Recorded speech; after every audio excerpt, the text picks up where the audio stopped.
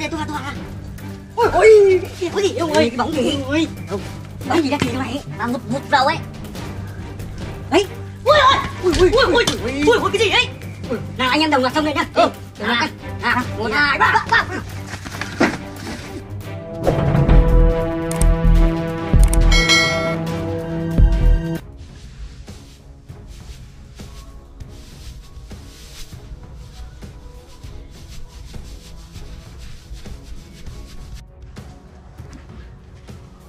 Ôi ôi gì không ơi.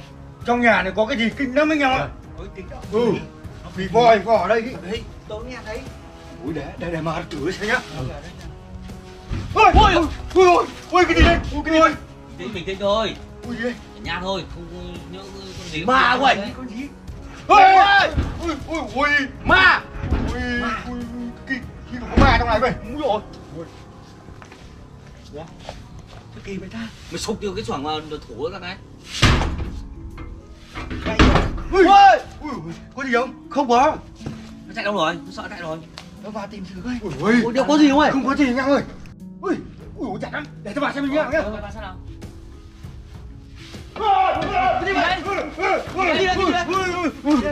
Cái gì đen xì trong này?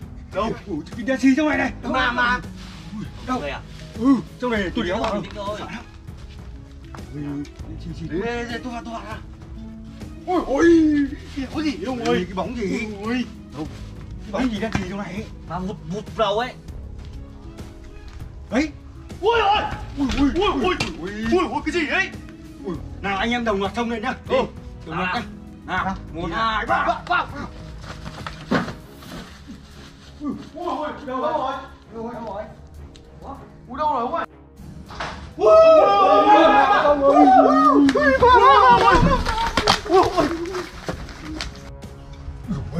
Đúng rồi, lại đéo gì không mà giật đấy. Mà đéo đâu ra, không để tôi xem nào. Ui, phê không? Cái gì? Sợ lắm. Không biết là mặt nhau ha. Ở trong đây này. Ở trong nhà cái đầu cáo này ra mình thấy đừng lấy rồi. Vào đi, một thằng nào không sợ vào đi. Ui, trời ơi, gì vậy? Ui, có gì trong này đây? Chỗ này này. Nó phì phò đây này không ạ? Để móc ra. Nhảy vào đi. Ôi, cái đuôi. Đâu? Cái gì đen xì đây anh em? Đâu? Ui, đang không này. Đây. Ui, tôi vừa thấy. Ui giời. Đây này, tôi vừa thấy cái đuôi đây này. Đây. Ôi, đây cái đuôi của đàn gì đen xì. Rồi. Đây đuôi chỗ này. Nó thở phì kinh đây. Nhỏ thế ra xem nào. Gõ gọn nó cơ. Gõ gọn cái bông dấu đen ra. Đúng gọn cái bóng đen ra đi. Ui, nó chui trong bóng rồi không ơi. Đấy. Nha. Đây. Ui, nó đặt trong túi bóng nhá. Nó có trong túi bóng đây là đen xì đây này. Đang trườn đây này. Tối lắm anh em ạ. Đừng đứng đấy, đứng trong kia đi. Đây này. Anh có cái móc này. Đời như cục đen xì đây này, rắn. Con rắn tưởng cái gì hóa ra con rắn không ơi. Rắn sao nó thở gì thì thở kinh vậy. Lời như phì cái thở vậy. rắn đấy như. Ôi.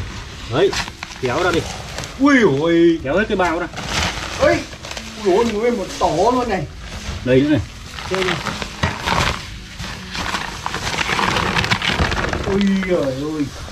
Nguyên một đây rồi. Một tổ luôn không ạ? Đây đặt đây rồi. Mấy con luôn. Ui giời, kinh chưa. Sợ anh ơi.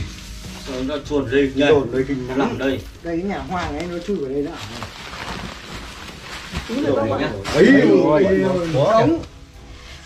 Đống ở đây rồi. Sao nó đen xì như này này. Ui kinh chưa. Đống luôn. Chuồn đây thằng nào cứ quả sợ. Vậy bằng này con nó thở rồi. Nhìn như có bóng nhỉ. Phì phò. Này, người xem. Màn nhỉ. To nhỉ. Còn cứ nằm quận hết là ổ lại kìa. Nó nằm một gia đình nó nằm đây sao không ạ? Nó dồn mình cùng nó vào đấy rồi. Đây. Khi hôm qua mưa lụt đúng không ạ? Vậy cái chỗ này nhà hoang nữa. Nhà hoang ấy, mưa lụt tuần sau nó vào đúng không ạ? Nhanh lắm. Bắt nó vào túi dần đi. Này, nó ra ngoài này. Đấy. Ui gì đấy? Mày giật mình cái đây gì? cái gì chùn. Đâu đưa túi Đi vào trong. Đây vậy mình đấy cho mày. Chặt vào trong chặt. đấy, đứng đây. Đứng đứng kia. Đứng sát ở góc ấy. Tôi lên túi của anh em này. Đây, bước vào đây, bước vào đây. Đưa về hai cái bàn ra. Ở thẳng chân này. Ấy, nào lên đấy.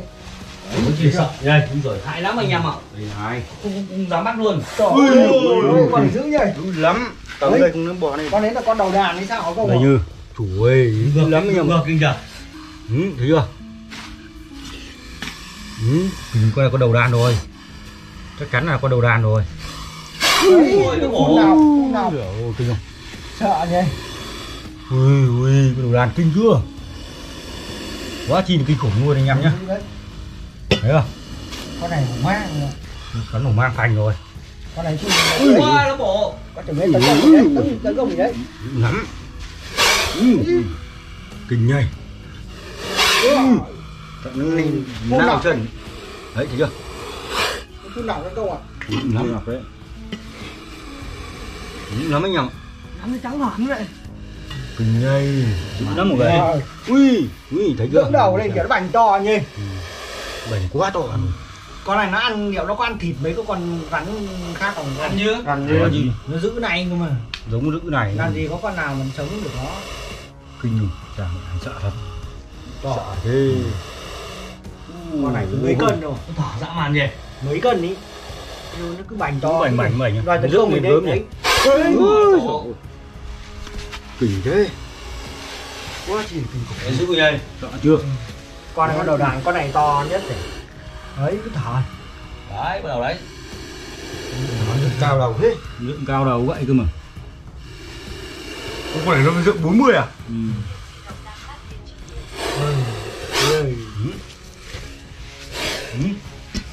Kinh rồi.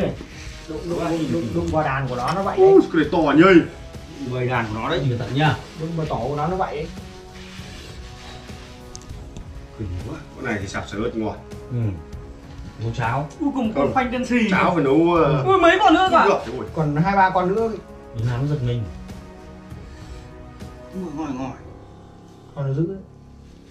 Ơi. Đưa đi đúng cái tay luôn, may mà không phải. Đây rồi. Cái đầu nó ngóc lên đấy. Lên nhá. Con hàng của đấy phải 6 cân. Cái đầu đang ngóc lên đấy. Đây này. Còn đấy bị kinh nữa. Kinh nhỉ. Ui, trắng ngọt. Bị tẩm Đấy, vôi à. thấy chưa? Kìa, kinh. Trườn. Đấy, nó đang ngóc lên, Bỏ. nó tìm đường nó thoát. Bỏ đấy. Làm sao? Cho nên nè nữa này cảm biến đấy. Nó đánh hơi ấy. Kinh nhắm vừa bố bắt bỏ nó vào túi đi. Trước về biển. Đấy. Con này cũng to ấy nhỉ. Ui kìa. Bọn này nó phun nặc ấy. Phun thật chứ, nó phun mù mắt luôn. Phun mù mắt ấy. Phun mù mắt. Bực kinh nhỉ. Tí cho tôi cho đi thì ngâm rượu. Tí mỗi ông con. Mỗi con bắt được ổ mà. Con dưới nó trồm ra nhá. Đây rồi. Quá ổ kia đen sợ kìa. Đấy. Con này to. Này. Con này to chứ. Mảnh đấy, thấy chưa? Đen. Không to. Tấn công đấy. To nhỉ. Ý không cho con này, tôi về con này về tôi nấu cháo. Ngọt. Này nấu cháo ăn thì thôi đồ. Gồm vậy kinh nhỉ. Con Ăn cháo hành hoa rồi. Tôi bỏ nó vào túi đi. Xong anh em đi vòng quanh đi xem còn không. Đấy mọi người thấy không? Một ổ mang nhá. Đấy, anh em sẽ tiến hành bắt bỏ nó vào túi, xong rồi đi sang bên kia xem còn. Nếu mà còn anh em sẽ bắt và quay cùng xem nha mọi người nhá. Thì mọi người xem cái video của anh em mình ấy, và cảm thấy yêu mến nhóm anh em mình cho anh em xin một like, một chia sẻ, một đăng ký kênh nhá. Chào mọi người nhá. Mọi người nhá.